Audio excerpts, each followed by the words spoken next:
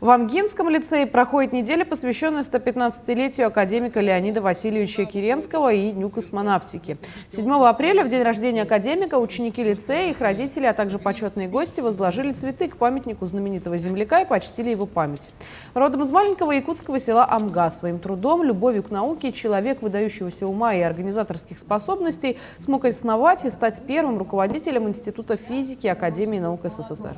Сегодня Амгинский лицей с гордостью носит имя прославленного советского физика, организатора науки и образования Леонида Киренского. Вчера у нас прошла квиз-игра для детей с 5 по 11 классы, опять же, посвященная ко дню Леонида Васильевича Киренского. Дети узнали о его, много фактов о Леониде Васильевиче. День космонавтики, запускаем ракеты.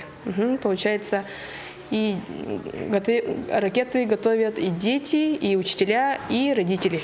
И вот посмотрим в сквере нашего лицея, чья ракета выше, больше взлетит.